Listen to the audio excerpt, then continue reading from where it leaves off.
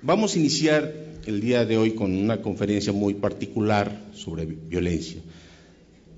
Tenemos aquí con nosotros una figura relevante del Instituto y también del INEGI, y también, como decían ayer, un egresado del UNAM distinguido.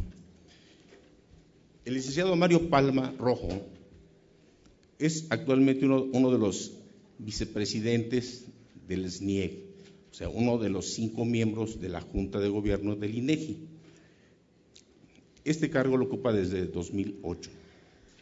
Es licenciado en Derecho por la Universidad Nacional Autónoma de México y maestro en Derecho y Política Internacional por la London School of Economics and Political Science de la Universidad de Londres.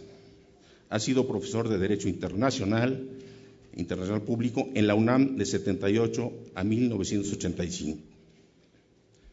Fue distinguido con las medallas Henry William Medors en 1995 y también la medalla Adolf Quetelet en 1999, ambas medallas por el Instituto Internacional de Estadística, el ISI.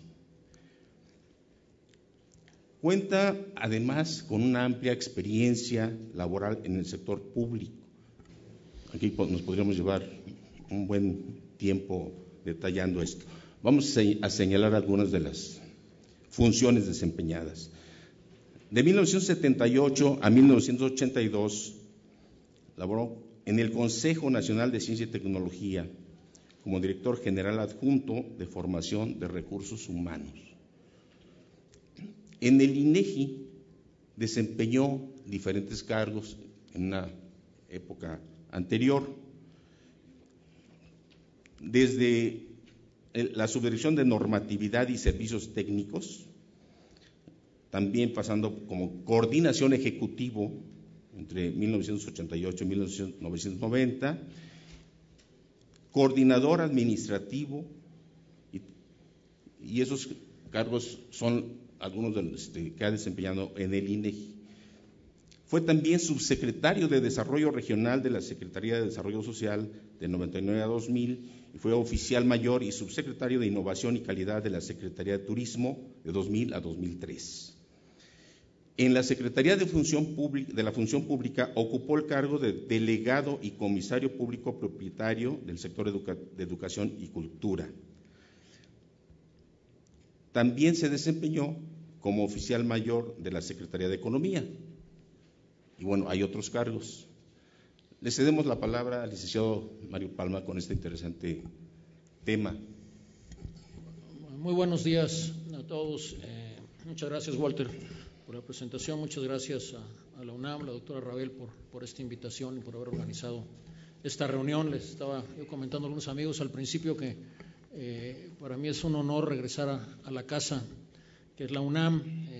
Desafortunadamente, desde que dejé de dar clases y ya han pasado algunos años en que no me había parado por aquí, creo que desde 1987, en una reunión que nos tocó organizar precisamente a José Narro y a mí como miembros de la Asociación de Exalumnos Mexicanos en Inglaterra. Organizamos un simposium de los principales estudiosos británicos sobre ciencia política en México, aquí en Rectoría, y esa fue la última vez, así es que con mucho gusto de encontrarme con ustedes otra vez. El tema que les voy a presentar es la medición de la violencia, retos y respuestas, le hemos puesto como tema. Forma parte de un subsistema que dentro del INEGI tenemos nosotros de información de gobierno, seguridad pública e impartición de justicia. Voy a empezar presentándoles una lámina que es un análisis que hicimos hace 3 años. Al empezar, no sé qué tanto, sí la pueden ver bien. Hicimos un diagnóstico inicial sobre estos 3 temas que consideramos entonces, hace 3 años cuando empezaba el INEGI autónomo, que eran temas que se habían descuidado, se habían olvidado de alguna manera. Y no es esto privativo de México, este es un problema que estamos viendo que la mayor parte de los países desarrollados y no desarrollados se están enfrentando. Algunos de los desarrollados no lo tienen como problema porque tienen un nivel bajo de criminalidad, pero en la mayor parte de los países, desafortunadamente, y también como parte de la globalización, esto que están ustedes viendo que es un diagnóstico que no creo que sorprenda a los especialistas, pero es interesante darle una pequeña repasada. Lo que encontramos fue escasez de información y mucha de la que había muy lenta. Lo vamos a ir viendo, ustedes puede venirles rápido a la mente. Datos de homicidios, cada cuándo salen. Voy a referirme a esto más adelante. La última encuesta nacional de municipios se había hecho en 2002 entre Cedesol, Indesol, INEGI. Solo trataba de desarrollo social, un tema importante, pero no cubría estos otros temas. El INEGI había participado esporádicamente en encuestas de victimización. Había hecho algunas por ahí de 1988, 89, y luego, apoyando al ICESI, una ONG muy conocida, había hecho unas encuestas que se llamaban las ENSIS, o se llaman, son la encuesta nacional sobre inseguridad. Se hicieron 7, el INEGI participó en 3, entonces nada más había participado en una. Estas encuestas desafortunadamente no habían tenido una homogeneidad en su levantamiento, etcétera, tenían cierta problemática. Nunca se habían hecho censos sobre gobierno, seguridad pública o justicia.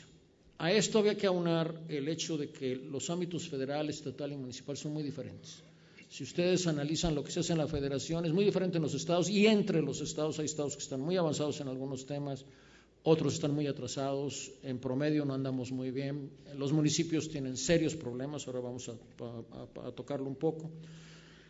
Había que acercarse a las unidades del Estado porque el INEGI no puede producir toda la información. Había un riesgo de saturarlos, ellos con una mentalidad de resolver sus problemáticas, póngale sustantiva entre comillas si gustan, siempre se tiende a descuidar la parte de generar información. Este es un problema muy importante. Hay baja cultura de información en las unidades, o sea, había que convencer a muchos de que esto era importante, de que no le tuvieran miedo a la prensa o que no le tuvieran miedo a los académicos porque los iban a juzgar. Y estos son miedos reales, miedos expresados. Muchas veces, este es uno de los problemas importantes, porque ustedes muchas veces van a ver que, bueno, son datos del INEGI, pero muchas veces los datos del INEGI son porque el INEGI los recolecta, porque los recibimos de los estados o los recibimos de los municipios. Entonces la calidad tiende a tener diferencias. Bueno, si ante todo esto estábamos encontrando una falta de información, imagínense ya sobre ciertos grupos vulnerables, sobre violencia contra la mujer, si no teníamos en general lo otro, menos sobre estos temas. Y lo que nos daba como resultado pues una baja calidad en la confianza, una baja confianza en la calidad de los datos. O sea, esto es una consecuencia lógica. Bueno, estos nos fijamos como los retos. Esto era lo que había que resolver. ¿Y qué teníamos para resolverlo? Y hubo una serie de cosas que algunas nos ayudó la situación legal, otras son de voluntad. Y se las quiero platicar rápidamente para luego al final mostrarles lo que ya hemos hecho y lo que nos falta por hacer. Yo creo que hay cosas muy importantes. ¿Qué hubo? Bueno, una cosa que coincidió y que es importante era lo que ya mencioné, la independencia del INEGI.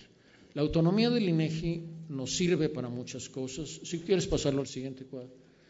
Como ustedes saben, en el sistema político mexicano, pues tenemos el gobierno, 3 poderes tradicionales, y como parte del proceso de modernización y de democratización de México, se ha dado este fenómeno que inclusive para muchas gentes que vienen de países muy avanzados les puede sorprender, no la parte de quiénes son los organismos autónomos y que los bancos centrales lo sean, esto es un movimiento mundial, pero para otros países fue mucha sorpresa, bueno, no tanto el Instituto Federal Electoral, la Comisión Nacional de los Derechos Humanos y el INEGI. Estos son los que están en la Constitución como autónomos. Y aquí hay un desarrollo que yo siempre le digo a los estudiantes de Derecho, de Ciencia Política, aquí hay material para tesis de doctorado a pasto. ¿Por qué? Porque de alguna manera se desarrollaron independientemente, con sistemas jurídicos diferentes, en momentos diferentes, pero coinciden en el punto de la autonomía. Somos el único a nivel mundial, la única agencia estadística y geográfica que tiene autonomía constitucional. Esto es importante porque hay muchos casos de países en vías de desarrollo donde ha habido escándalos grandes en los que ustedes los conocen, en que se corrige los datos de la inflación o los datos del Producto Interno Bruto por decisión del gobierno y obligados, y que ha habido escándalos internacionales, pero también ha sucedido en países desarrollados. En países desarrollados, sorprendentemente, se han encontrado con que con grandes tradiciones de respeto a la producción estadística, de pronto se encuentran que a lo mejor esos 100 años de tradición no están escritos en una ley y de pronto un partido fundamentalista en el gobierno, relativamente fundamentalista, les puede decir que es un agravio hacer preguntas que consideran ellos privadas en un censo y de pronto se encuentran con que les están diciendo qué preguntas pueden ir y pueden no ir en un censo. Y esto ha sucedido en censos de población en países muy avanzados. Entonces, el tener esto puede parecer no tan importante, normalmente se vuelve importante en el momento en que hay una crisis de algún tipo. Bueno, esta es la situación que se presenta. ¿Qué tenemos? Bueno, tenemos que hay un cambio en la Constitución, en ese artículo 26. Tenemos que se crea un organismo autónomo alrededor de un Sistema Nacional de Información Estadística y Geográfica, y una Junta de Gobierno que tiene 5 miembros por periodos fijos y escalonados, con una ley específica que norma el sistema. Esto también es importante y vamos a ir encontrando puntos al respecto. ¿Qué le sucede al INEGI? Bueno, el INEGI se vuelve un productor de información, que ya lo era, y sigue produciendo información, pero también se vuelve un coordinador legalmente de la producción de información de otros entes de gobierno. Entonces, siendo autónomo, siguiendo produciendo, coordina el sistema. Esto da muchas ventajas legales, curiosamente, y en particular en los temas que vamos a tratar ahora. Si pasas al siguiente. Bueno, esto ya lo dije, es un organismo autónomo, es un actor en el sistema. Hay 2 puntos al final que son muy importantes. Nuestros 2 objetivos principales. Regrésalo, por favor, Raúl. Es la información debe estar disponible al público, o sea, toda nuestra información, todas nuestras bases de datos son publicadas. Si hacemos en esta página web, si hacemos una encuesta de victimización, ustedes van a encontrar las bases de datos, pueden trabajarlas, esas bases de datos, están todas el 100% publicados. La única limitación que tenemos es la parte de confidencialidad, que no podemos dar información nominativa, no podemos permitir que se identifique a las personas que nos dieron los datos, pero fuera de eso, toda la información está disponible al público. Ese es un punto de entrada muy importante, pero tiene una arista que también es muy importante, que es, regrésate por favor, no, regrésate al anterior, es que esto debe de ser de utilidad, un instrumento para los que formulan o evalúan políticas públicas. ¿Qué quiere decir esto? Bueno, los que formulan son los responsables. En el caso de que estamos hablando de gobierno, de seguridad pública, son los responsables de estos. Les debe de servir para la formulación de sus políticas, pero también debe de servir a todo el que quiere evaluar. A lo mejor el que formula evalúa, pero le tiene que servir a las ONGs, a los académicos, al ciudadano normal que quiere evaluar. Esto tiene que ser una parte importante. Y en la práctica, ¿qué significa? Que para nosotros significa que nosotros tenemos que estar en contacto con estos grupos, con estos usuarios nuestros que son prioritarios.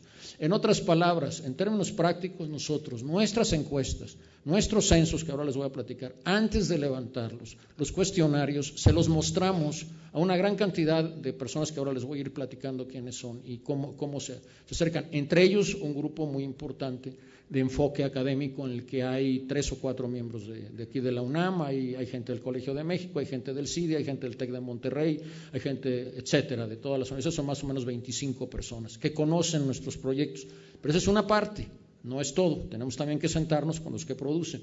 Bueno, ¿qué sucede? Y esto puede parecer muy sencillo, cuando uno le decide dar prioridad a algo.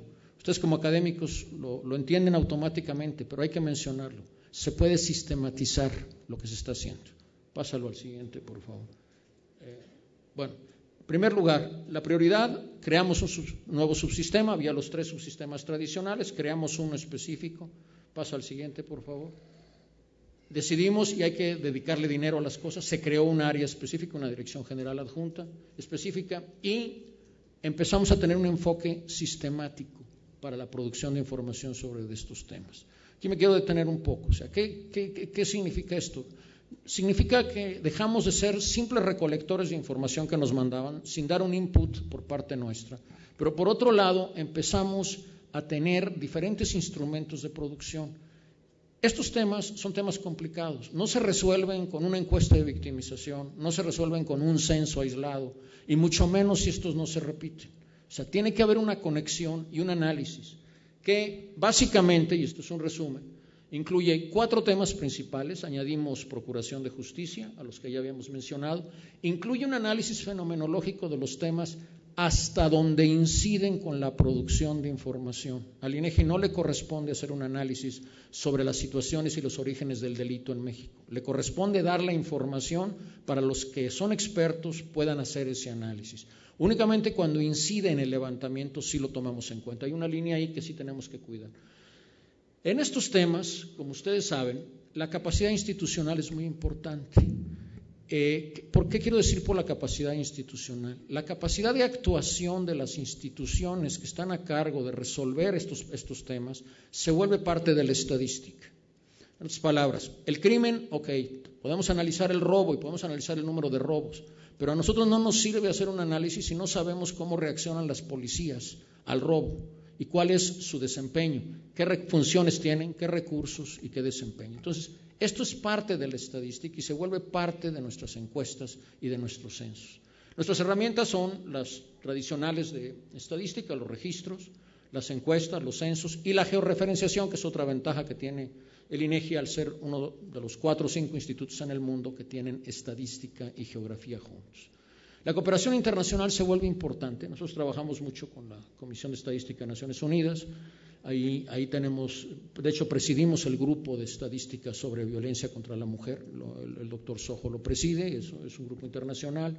Estamos presentando el año próximo un reporte sobre estadísticas de crimen. Es la primera vez en la historia y es una de las comisiones más importantes de Naciones Unidas en que se va a presentar un informe sobre esto. Y tenemos una relación muy fuerte con la oficina de la UNODC, que es la Oficina de Naciones Unidas para la Droga y el Crimen. De hecho, creamos un centro de excelencia regional de América Latina y el Caribe aquí en México con subsede en Aguascalientes. Es el primero que se crea a nivel mundial, ya se crearon algún otro después. Con Naciones Unidas estamos trabajando, en particular en encuestas de victimización, no solo eso, pero es uno de los temas importantes que traemos con ellos, ¿no? Si pasas al siguiente. ¿Cómo trabajamos con los productores de información? Y esto es importante. Nosotros, y esto sí es por ley, tenemos una figura que se llama comités técnicos especializados, que no los preside el INEGI es secretario técnico.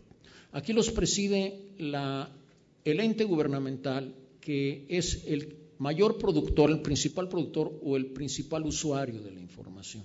Ahora, esto es importante por cómo nos relacionamos con ellos y lo que les mencionaba al principio, la dificultad de sentarnos y convencer a los actores principales que producen o deben producir información que la produzcan con mejor calidad y que abran la información. Entonces tenemos estos 4 comités que van conforme a lo que habíamos platicado anteriormente.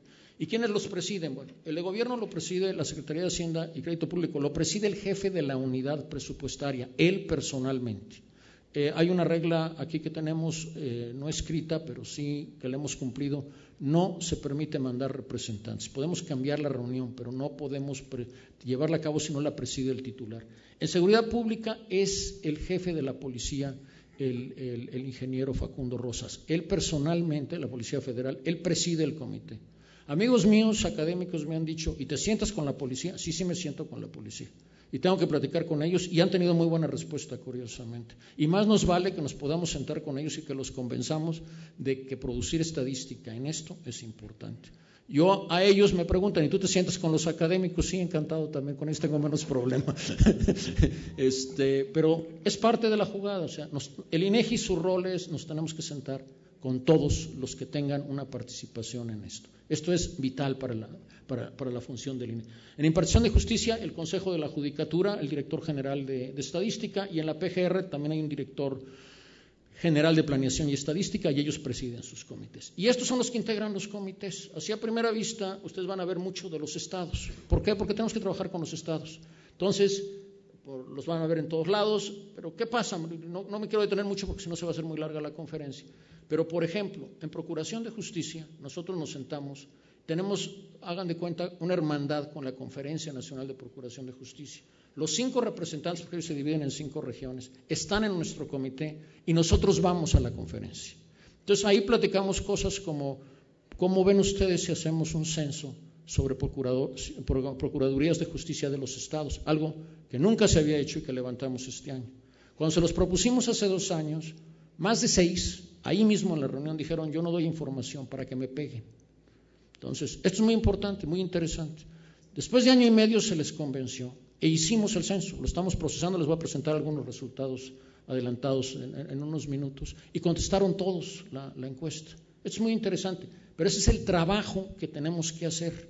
Nosotros tenemos que convencernos entre todos de que esto es algo positivo, que es mejor que te peguen con datos buenos a que te peguen con datos que a lo mejor no son tan buenos. Ese puede ser un argumento. Bueno, les voy a ir platicando más, síguenle por favor. Tenemos un comité ejecutivo arriba de estos comités técnicos en el que se reúnen estas instituciones que están, los mismos que estaban en los otros, más otros que están ahí, y ahí vemos que haya cierta coordinación entre los comités técnicos. Entonces, es como estamos trabajando. Aparte de esto, está el grupo de enfoque académico que les platiqué, y aparte nos sentamos con las ONGs más bravas, los que quieran platicar del tema. Entonces, ahora vamos a ver qué es lo que ha resultado ya en trabajo. Empezamos a hacer una gran cantidad de cosas que no se habían hecho. No me puedo detener en todas, algunas, perdón si los voy a hacer un poco rápido, todas las que ya están procesadas están en la página que les mostramos, las pueden consultar. Empezamos con los censos municipales en 2009, si quieres, no sé si lo traigamos, Raúl, para que se vea el censo municipal de 2009. Como les decía, desde 2002 no se había hecho, fue una encuesta, le llamamos encuesta, pero a partir de 2010 ya les empezamos a llamar censos, porque realmente vamos a todo el universo que se revisa. Nada más se había visto desarrollo social y añadimos esos 3 temas y medio ambiente, que no es parte de este subsistema, pero se aprovechó el operativo para ir a verlos. Fuimos a los 2.440 municipios, ya hay uno más desde entonces, y a todas las delegaciones del Distrito Federal. La respuesta fue del 98.04%, que es muy buena, la mejor históricamente hasta ese momento. ¿Qué sucede? Y yo sí quiero platicarlo a veces, regrésate a la anterior. Ir a 2.440 municipios en este país es algo que realmente tiene algunas dificultades. No todos los municipios son más o menos avanzados, no todos son Guadalajara o Monterrey. Hay muchos municipios en que, como ustedes saben, el presidente municipal a lo mejor no fue a la escuela, o a lo mejor no habla español, o a lo mejor hay que entrevistarlo en su milpa porque tiene que comer de su milpa y aparte trabaja de presidente municipal. Entonces, llegar a estos 2.440 implica un operativo de trabajo que sí lleva ciertos factores que yo sí quería mencionar. ¿Qué encontramos? Y si quieres ahora sí pásalo, Raúl, por favor. Bueno, empezamos a encontrar datos, no me puedo detener mucho, nada más es como un aperitivo para que se les antoje entrar a la página. Pues ya sabemos cuántas mujeres trabajan y sabemos a qué nivel y sabemos qué sucede en cada municipio. Estos son obviamente resultados totales. Pasa al siguiente, por favor. Sabemos en qué áreas está el personal, o sea, a qué se dedican por municipio. Ustedes pueden entrar a las bases de datos y analizarlo por municipio. Si quieres, pásate al siguiente. Sabemos cuántas computadoras hay y fíjense en esa cifra, porque luego vamos a ver el censo de estados y les va a llamar la atención la gran diferencia que hay.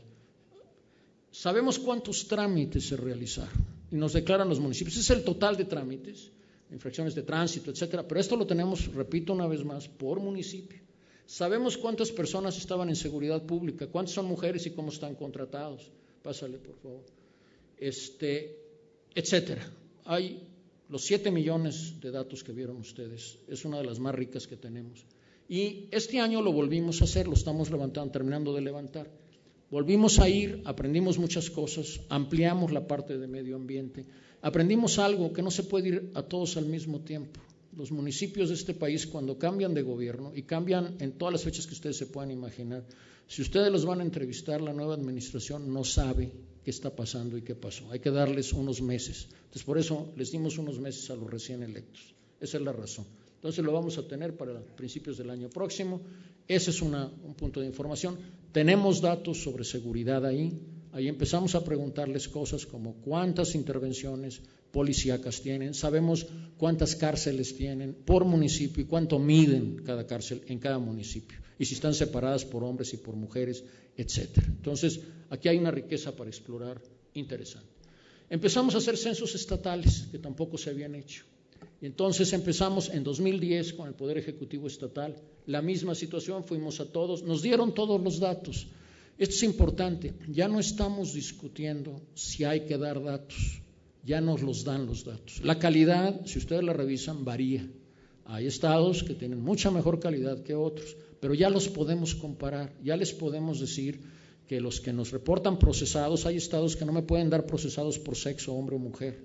Hay estados que no les dan las sumas, porque hay estados muy grandes que tienen menos procesados que estados muy chicos. Bueno, pero ya lo podemos ver, ya no es anecdótico, ya sabemos inclusive los errores donde se encuentran.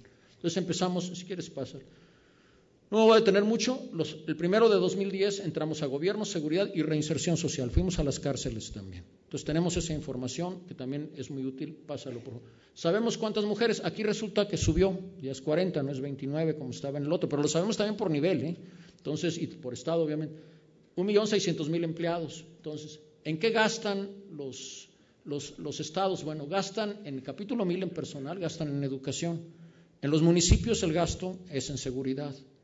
Estarán muy amolados, estarán muy pobres, pero el gasto principal del presidente municipal, que a lo mejor no tiene capacidad de fuego para usar palabras que utilizan en seguridad, es su gasto más importante. A lo mejor si ustedes le dicen vamos a fusionarlo con el del Estado, le están quitando el 40% de su magre, o ¿cómo sería la mejor palabra? Su pequeño presupuesto, dejémoslo.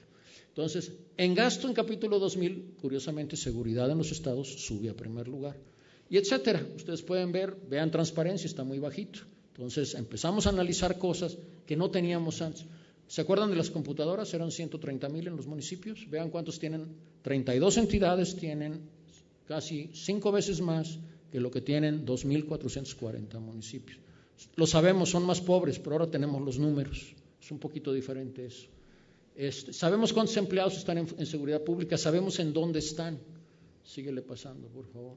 Sabemos cuántas acciones hicieron las policías estatales, y estos son resúmenes, obviamente lo pueden ver por estado, pero empiezan a aparecer cosas curiosas. Si ustedes vieron el número de empleados, resulta que nomás tuvieron 318.000.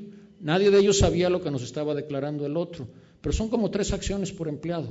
Eficiencia, ahí me van preguntando, ¿no? Síganle. Fuimos a todos los centros de internamiento. Sabemos cuánta gente hay a principio de año, cuántos hay al final. Hay una gran riqueza. Esto es un pastel de buen tamaño para los investigadores de la materia. Y hicimos 2 censos ya en 2011 que no habíamos hecho. El de impartición de justicia, que lo hicimos con la conferencia de los tribunales superiores de justicia. Y son estos los temas. También no me quiero detener mucho porque si no hay mucho tema. La intención es que ustedes vean esto. Sabemos cuántos empleados hay, en qué partes están, en qué tipo de juzgados. Pásalo, por favor, ¿no? Sabemos cómo están por sexo. Curiosamente, la primera vez que encontramos más mujeres que hombres en algo es en los tribunales estatales de justicia. Es interesante. Sabemos los niveles, hay que ver, hay que revisarlo por niveles, pero es un punto interesante. Sabemos cuántas computadoras hay. Fíjense, en los tribunales no están tan mal, 90 por cada 100 empleados. Los municipios eran 20. Entonces, ya empezamos a encontrar datos también. ¿Y dónde se encuentran? Promedio de expedientes, y aquí empezamos a ver calidad. Por eso les decía, es muy importante en justicia saber, en todos los temas estos, qué hacen las instituciones encargadas. Aquí podemos saber cuántos expedientes hay al inicio y al cierre. Entonces ya podemos empezar a hacer análisis un poquito más cualitativo, mucha mejor calidad. ¿Y en dónde están? Y también ya metimos juicios orales. Estamos analizando esa parte también. Pásale, por favor. Y fuimos a Procuración de Justicia, el que ya les mencioné hace un rato. También, fue un poquito más difícil hacerlo, pero le entraron todos finalmente. Y tenemos por primera vez datos sobre esto. Pásale, por favor, Raúl. Bueno, la tasa de respuesta ha sido muy buena. Tenemos 246.000 datos. Está en proceso todavía, pero ya les podemos dar. Pásalo, por favor. Está por las zonas que ellos tienen divididas, que tenemos un representante por cada una. Pásale, por favor. Entonces, empezamos a ver cómo están divididas sus unidades y qué están haciendo. Pásale, por favor. El promedio de empleados por zonas. Entonces, ya podemos también ver, bueno, ¿por qué alguien tiene más empleados o por qué alguien tiene menos? ¿Tienen más problemas o tenemos un asunto de eficiencia? Pero esto le corresponde el análisis a los investigadores. El INEGI no tiene por qué entrar en esta parte, excepto, como decía, si incide en el levantamiento. Pues síganle, por favor. Distribución de computadoras, aquí son 63, bajó en relación a los tribunales, no está tan mal comparado con otros. Hay que ver la calidad de las computadoras, eso también sería otra historia, y qué hacen con ellas, pero bueno, pásale, por favor. Promedio de personal en agencias del Ministerio Público por cada 100.000 habitantes. Entonces ya ustedes pueden hacer un análisis más cualitativo de qué tenemos aquí. Distribución del personal, bajó el número de mujeres, es más alto que en municipios, pero de todas maneras hay una baja importante. Pásale, por favor. Hicimos algo que sí me quiero detener un poco. La encuesta nacional de victimización y percepción sobre seguridad pública es una encuesta de victimización, la llamamos ENVIPE. Es una encuesta que es nueva. Con esta encuesta quisimos remediar algunas de las cosas que no consideramos que se habían hecho o como hubiera sido ideal hacerlas en el pasado. Y tiene ciertas características. La trabajamos con la Oficina de Naciones Unidas para la Droga y el Delito. ¿Y qué es importante? Bueno, 78,000 viviendas, es una de las más grandes a nivel mundial. Quizás el ideal sea subir todavía un poco, la idea es subir quizás a 92,000, pero esto ya nos permite dar datos a nivel estatal, no solo a nivel nacional. Es importante, y a lo mejor aquí no lo tengo que decir, yo siempre les digo, cuando las encuestas son como los contratos, hay que leer la letra chiquita. Ustedes van a ver encuestas que agarran 8 columnas en un periódico, algo muy escandaloso, y uno lee luego y son 900 hogares por teléfono. Bueno, estas son en hogares y son 78,000. Y nos permiten dar datos por estado. Cualquiera que les diga que puede dar datos por estado con 10,000 hogares está diciéndoles mentiras. Entonces, es un punto muy importante. Lo hicimos con Naciones Unidas. Cubre, aparte de victimización, percepción y evaluación del desempeño. Y está referida a la población de 18 años y más. Es muy importante que se haga en marzo de cada año. ¿Qué había sucedido con las encuestas, los intentos de encuestas que se habían tenido, las encuestas que se habían levantado? Se levantaron en cualquier mes que ustedes quieran considerar entre abril y noviembre. No hay culpabilidades personales, hay muchos factores, hay factores de presupuesto, hay muchos otros, pero es muy difícil comparar encuestas con marcos muestrales muy diferentes, en las cuales se levantaron en meses muy diferentes y que en algunas ocasiones por problemas presupuestales se levantaban 2 veces en el mismo año. Entonces, la idea aquí es, y esto es lo que la hace no comparable con encuestas anteriores, entre otros factores que ahora voy a explicar, en la parte de victimización, en la parte de percepción y en la parte de evaluación sí es comparable con encuestas previas. Esto también es un punto interesante. ¿Qué cambio le hicimos fuerte? Bueno, en particular usamos una tarjeta de memoria, que esto es algo novedoso, no sé si la pudieras poner así. Esta tarjeta explica delitos y recuerda delitos. Son 2 puntos importantes. Es en marzo porque la pregunta es sobre el año anterior, no se puede alejar de marzo, porque la gente se confunde, ya no está hablándole a uno en marzo de 2011, de 2010. Pero también a las personas se les olvidan muchos delitos. Si a ustedes les clonaron una tarjeta y se lo resolvió el banco, bueno, ni van a ir a denunciarlo y a lo mejor ya se les olvidó porque a lo mejor lo consideran un problema bancario, pero fueron víctimas de un delito y la autoridad debe de saber de qué volumen es este problema en el país. Si ustedes fueron víctimas de una extorsión, que aquí está explicada cómo es una extorsión, y a lo mejor inteligentemente colgaron, de todas maneras ustedes fueron víctimas de una extorsión. A alguien le puede haber dado desde un infarto hasta una situación de crisis de cualquier sentido, pero es importante, primero, que hay una víctima, segundo, que se sepa el volumen. Alguna autoridad me ha dicho, bueno, pero la verdad es que nada más el 5% pagan. Sí, pero es importante que tú conozcas el total del cual sale ese 5% y sepamos cuál es el problema. Entonces, esto es importante. A lo mejor la gente no lo puede denunciar, no, porque ¿cómo voy a ir a denunciar algo que no sé quién me habló? Entonces, es pérdida de tiempo. Eso lo voy a captar en la cifra negra, eso lo tengo en otro lado y también es importante tenerlo. Entonces, no, regrésate, todavía hay un punto. Por ejemplo, antes en las encuestas se ponía, delitos sexuales se ponían juntos. Fue usted víctima de un delito sexual. Y la gente, por naturaleza, pues tiende a pensar en algo muy grave. Entonces, ahora lo que decidimos fue dividirlos. Violación, que es muy claro, pero también hostigamiento, manoseo, etcétera. O sea, la persona es víctima de una situación. Hay estados en la República en que para las mujeres cuando se les preguntaba, pensaban que oiga, pero esto es delito, sí es un delito y hay que registrarlo. Entonces, estamos trabajando ahora. ¿Qué sucede? Bueno, regrésate por favor, Raúl. No fue lo único. Empezamos a captar los detalles de cada uno de los delitos. Antes se acostumbraba nada más del último delito. Entonces, esto también es importante. Ahora los delitos se presentan por entidad federativa de residencia de las víctimas y donde ocurre el delito. O sea, no porque lo entrevisté en Aguascalientes y fue asaltado en su viaje a la Ciudad de México, lo voy a cargar a Aguascalientes. Tengo que cargarlo al DF, aunque la persona sea de Aguascalientes, por ejemplo. Las tasas de incidencia se calculan por una población de 18 años o más y podemos estimar por hogar y por persona y aumentamos la muestra. ¿Qué pasó con esto? Bueno, lo que dio por resultado es que los delitos se nos fueron al doble en relación al año pasado, a la última encuesta ENSI. No es que hayan aumentado, esto lo repito mucho, Y a veces me preocupan sobre todo los amigos de prensa que luego me toman las 8 columnas y no el detalle. No es que los delitos hayan aumentado a prácticamente el doble de un año al otro, es que captamos mucho mejor. El problema en ese volumen, aunque fuera un poquito reducido en relación de un año al otro, ya lo teníamos en ese volumen. Esto es importante no olvidarlo. Pásales. ¿Qué nos dio la ENVIPE? Bueno, 17 millones de víctimas, 24% de la población de 18 años y más fue víctima de algún delito. Ahí pueden comparar ustedes cómo es en Inglaterra y cómo es en Canadá, nada más que las poblaciones son diferentes, nosotros tomamos 18 años y más, esa es una discusión que traemos ahora para verlo.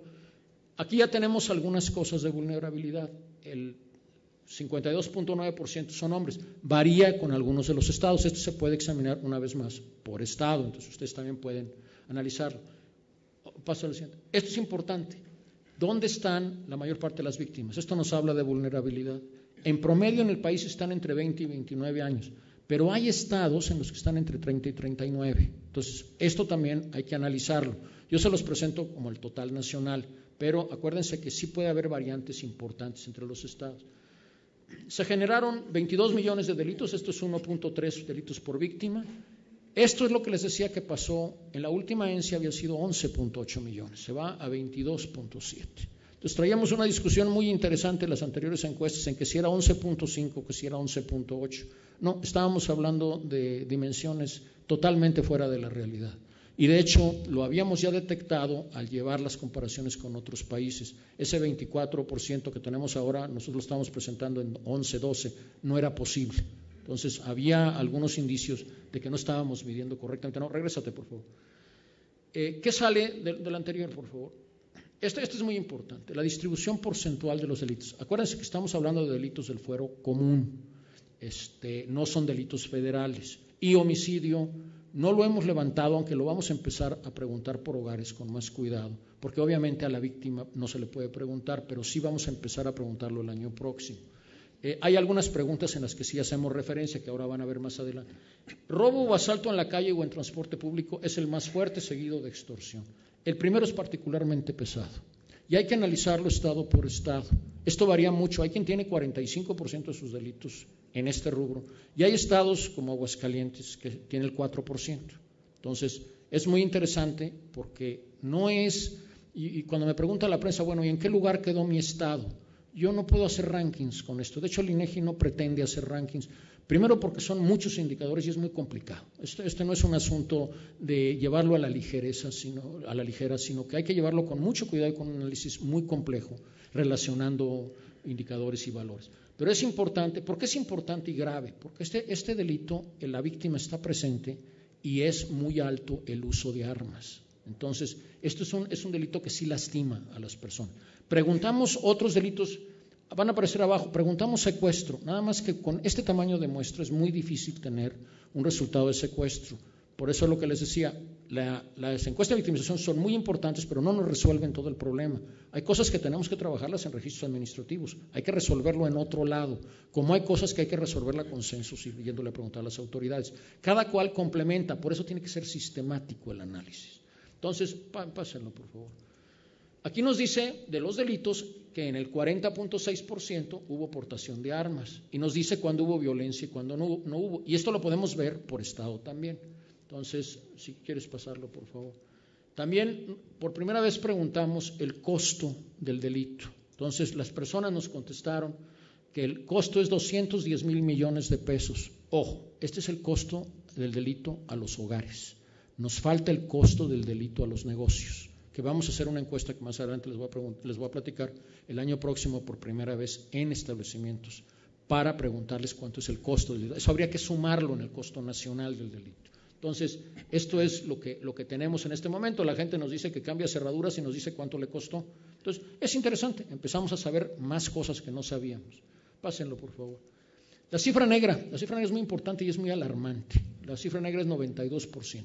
En el país varía entre estado y estado, a lo mejor lo podemos ver más adelante, pero esta es la cifra negra en el país. Ahí hay comparaciones, en Estados Unidos es 59, en Canadá 69, en Inglaterra 62. Hay una parte de los delitos que es lógico que vayan en cifra negra, porque la persona dice no tengo pruebas, no me pasó nada realmente, fui víctima pero no me pasó, no tengo tiempo, etcétera. Pero hay una parte, y por eso hacemos la pregunta, en que es por la desconfianza de la autoridad, en que es porque hay una actitud hostil de la autoridad, en que hay trámites largos. Esto le sirve a la autoridad para ir resolviendo. Preguntamos en otro lado, en otra pregunta, qué opinaban de los ministerios públicos, y esa la vamos a ver más adelante. Pásale, por favor. Esta es una pregunta nueva. Esta no es de victimización, no es si tú fuiste víctima de algo. Esta es en tu vecindario, y estamos yéndonos a preguntar lo más cerca de donde vive la persona. En tu vecindario, ¿qué encontraste? ¿Qué sabes que sucede? Bueno, gravísimo en el país. Esto es las cosas que Giuliani hacía, ¿no? Veo grafiti y lo primero que hay que combatir. Bueno, aquí el 66% de la gente nos dice que se consume alcohol ilegalmente en la calle en su vecindario. Y el 42% nos dice que se consumen drogas, el 27% que se venden. Pero bájenle ustedes. El 18% nos dice que ha habido homicidios. Y por aquí está que ha habido secuestros, es el 12%. Entonces, ya empezamos a tener una mucho más clara idea de qué está pasando en el país. Y lo pueden ver ustedes por estado. Hay estados en que estas cifras de pronto empiezan a subir. La de homicidios, ahí analícenla, en algún estado se dispara notablemente a 30%. Entonces, y empecemos a analizar y empecemos a ver. Entonces, esto es por lo que yo decía, hay una gran riqueza de información, pero hay que revisarla. Pásenle, por favor. Hicimos esto pensando en investigadores, pensando en ONGs. Sí hay una relación entre tasa de desempleo y la tasa de victimización, encontramos una cierta correlación, ustedes la pueden ir viendo, está publicado, esta lámina la pueden ver entre los tabulados que publicamos, aparte de las bases. Obviamente no es posible para el INEGI, no le corresponde hacer tabulados de todo lo que se podría hacer, se pueden hacer miles de tabulados, pero sí publicamos, lo que están viendo ustedes está publicado como tabulados. Pásale al siguiente. La adicción a drogas ilícitas y su relación, hay una cierta correlación, también lo tenemos. Esto está con la otra encuesta que se levanta, que no la levantamos nosotros, de hecho, de consumo de drogas. Pásale, por favor. Donde no encontramos relación es pobreza patrimonial y su relación. Los estados, más bien es inversa. Los estados más pobres tienen menos incidencia de crimen. Es muy interesante. La idea popular puede ser al contrario, pero lo que estamos encontrando es que más bien no hay tanto mercado, es un poco al revés. Pásame al siguiente, por favor. Tasa de homicidio relacionada con el crimen, sí se nota cierta correlación, ustedes analícenlo, queda a su disposición.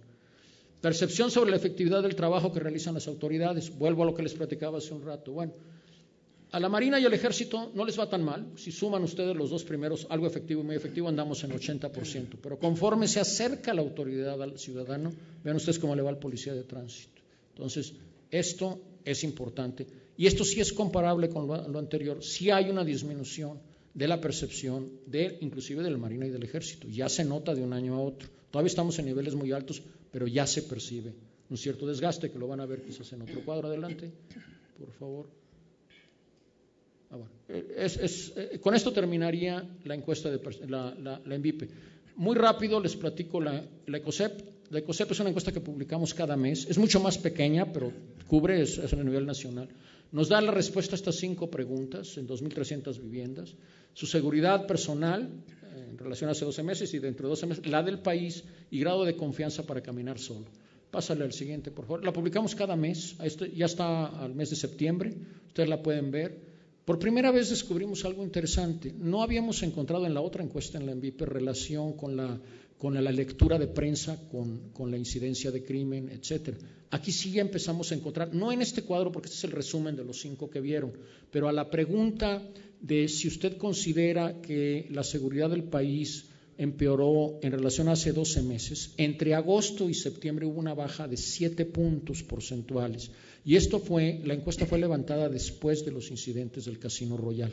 Es la primera vez que sí vemos un efecto de los medios de comunicación en la impresión de percepción de la gente. Es la primera vez que el INEGI lo detectamos, no estamos especializados en ese ni es nuestro trabajo. Esta la publicamos todos los meses alrededor del 8 al 10 del mes siguiente. Entonces, para que ustedes la puedan ver también. Pásale, por favor.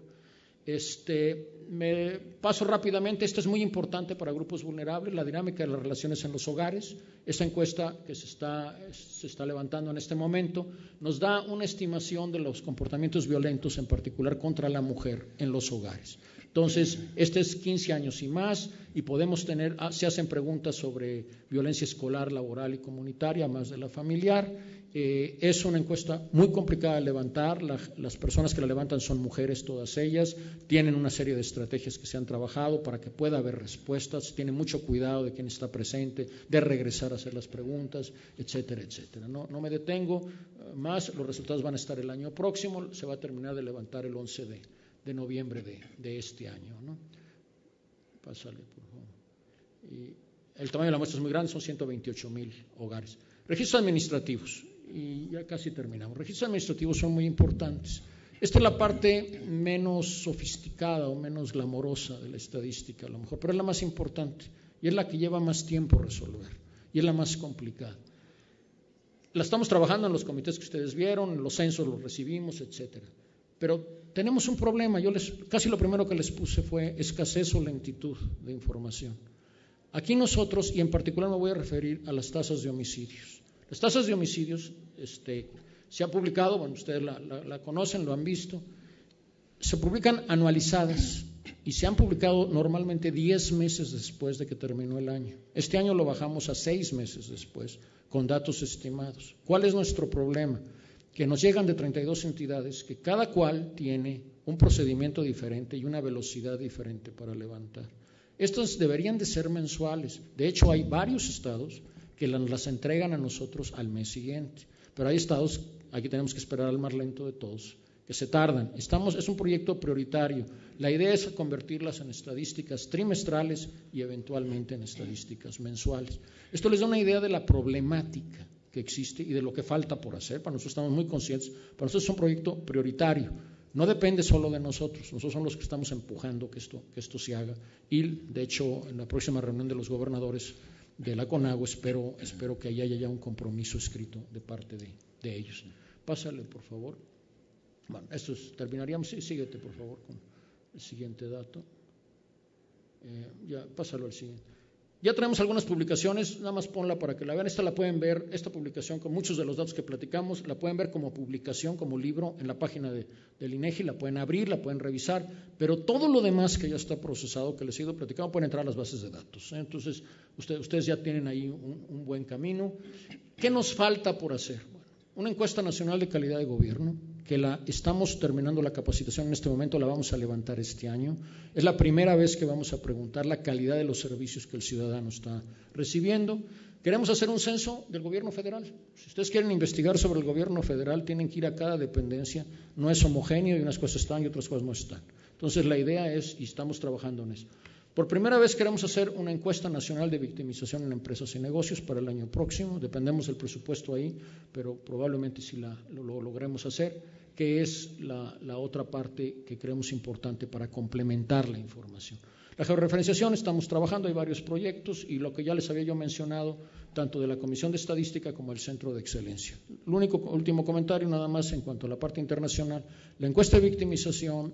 El BID trae un proyecto para llevar la encuesta de México a países de América Central y del Caribe, y ellos financiarlo con la asesoría de Naciones Unidas y de alguna manera traducir nuestra encuesta a las necesidades de cada uno de estos países, que tienen muchas cosas ligadas a la criminalidad que nosotros estamos sufriendo, mucho aspecto nuestro, no tienen las oficinas de estadística necesariamente con la solidez para levantarlo, sobre todo el dinero, que esto es muy importante. Entonces se está trabajando esto con ellos. Como a manera de conclusión, y esto muchas veces se los platico a otras agencias, es importante que la coordinación del sistema se confíe a un organismo público autónomo. Hay una responsabilidad del Estado, y en el INEGI estamos muy conscientes, de abordar y producir información sobre gobierno, sobre seguridad pública y sobre justicia. No es algo que el Estado pueda decir, esto se lo puedo dejar a otros. El Estado tiene una obligación de hacer esto y de hacerlo bien, hacerlo sistemáticamente. Ese es un punto. ¿Se necesita un marco legal? Sí, es importante. Hay que garantizar que la institución pueda ser autónoma y pueda dar datos como este que les dimos ahora. O sea, el INEGI no tiene que consultarle a nadie para decir que los delitos son el doble de lo que se pensaba que eran antes. Entonces, y nosotros tenemos la autoridad técnica y pienso que moral para poderlo decir. Y de alguna manera podrán oponerse algunas gentes, algunos podrán defenderse. Afortunadamente, la mayoría de los gobiernos de los estados han dicho, lo han tomado en una actitud no defensiva, sino muy constructiva de qué les puede servir. Es importante coordinar a los responsables y no es fácil. Yo creo que esta es la parte más difícil. Hay que convencerlos de que esto es una buena idea y que es mejor que trabajemos juntos. Hay que darle prioridad, hay que darle sistematización y hay que hacerlo de manera oportuna y con calidad. Vamos a seguir trabajando en esto. Creemos que estamos pudiendo contribuir de alguna manera a la medición de la vulnerabilidad en México. La vulnerabilidad a veces pensamos que es excepcional. Aquí a lo mejor tenemos que medir a todos los que caben dentro de la vulnerabilidad, que son bastantes, como pudieron ustedes ver. Muchas gracias y un gusto. Aquí está.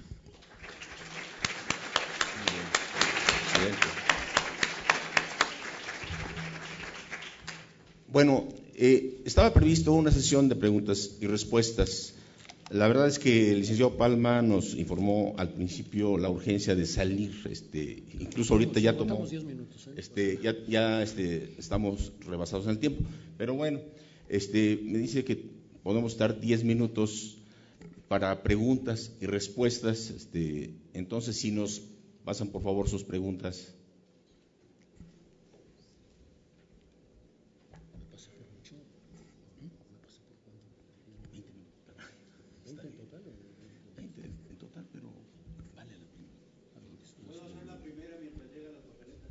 Sale.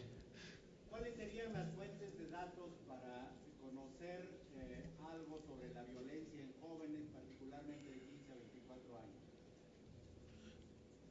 Sí, bueno, obviamente tenemos los datos de los registros administrativos, pero tienen su problemática, ¿no? Como vimos, el grupo que nos salió a nosotros, pero partimos de 18 y más, ahí fue el grupo de 20 a 29 más o menos. Obviamente hay un problema fuerte y nosotros estamos viendo si conviene o no pasarlo a la encuesta. Como ustedes vieron, la encuesta de violencia en los hogares es de 15 años y más, que es una buena cobertura. Aquí la preocupación es en el sentido de la comparabilidad. Hicimos un cambio muy sustantivo a la encuesta que nos dejó sin comparabilidad previa, excepto en algunas cosas. Sí nos da alguna idea y en la parte de percepción, obviamente, y de evaluación. La discusión para el año próximo va a ser si conviene bajarlo a 15 o no. Nos quitaría comparabilidad con esta encuesta. Esa es la problemática particular. Pero bueno, ese es un punto muy válido de preocupación que también traemos. Muchas gracias.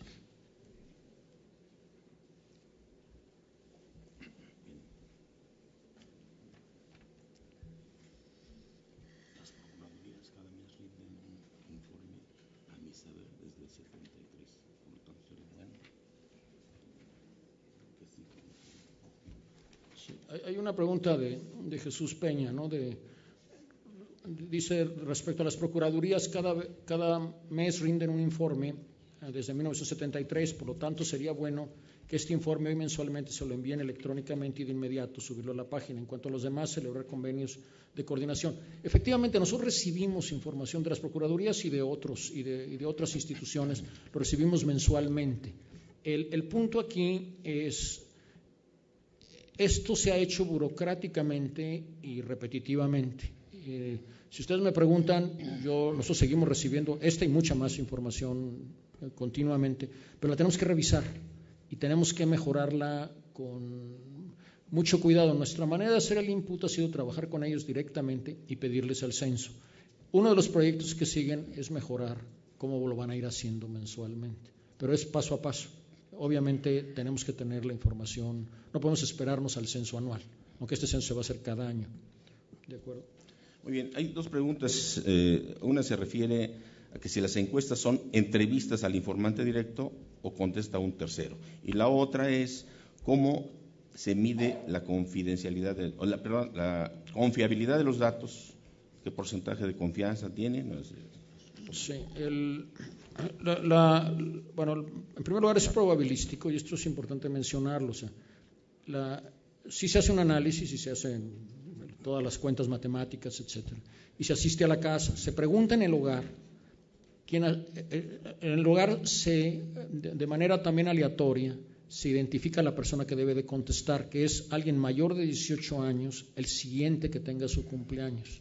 Es muy importante para que no acabemos con contestación de los que son más encontrables en el hogar a ciertas horas. Ahora, ¿qué significa esto? Significa que las encuestas son complicadas y son caras. Primero, la gente que las tiene que hacer tiene que estar bien entrenada. Y no se trata de llegar y entrevistar al primero que abrió la puerta. Tiene que ser el que le corresponde la entrevista.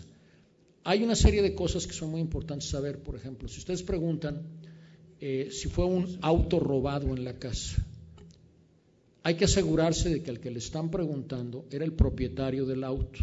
Porque si todos en la casa piensan que son dueños del auto que se robaron y tenemos 5 en la casa, se nos dispara el cálculo probabilístico, por ejemplo, es por darles un dato. Si la persona no está, se tiene que regresar, y se tiene que regresar cuantas veces sea necesario. La respuesta es muy alta, tuvimos, nuestro promedio de no respuesta por todos los motivos es 15% en encuestas, aquí fue 14.7, algo así más o menos. Entonces tuvimos una bastante aceptable respuesta.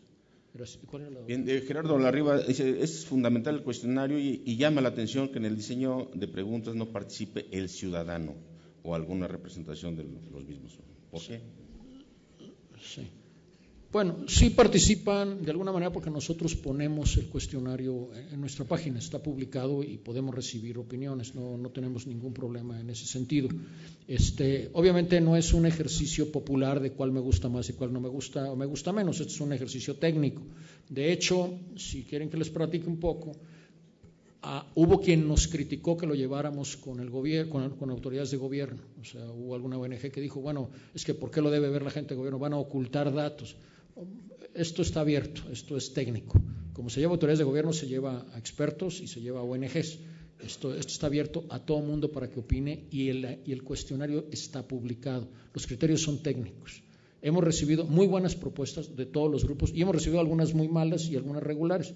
Y simplemente, y también hay un factor presupuesto, se consideran las preguntas más técnicas. Ahora, no es, como les decía, un ejercicio de vamos a ver qué nos gusta para incluir. Hay un manual de Naciones Unidas sobre el levantamiento de encuestas de victimización, que eso es la base principal de lo que trabajamos, aparte de que trabajamos directamente con los expertos de Naciones Unidas. De ahí salió la idea de la tarjeta recordatorio.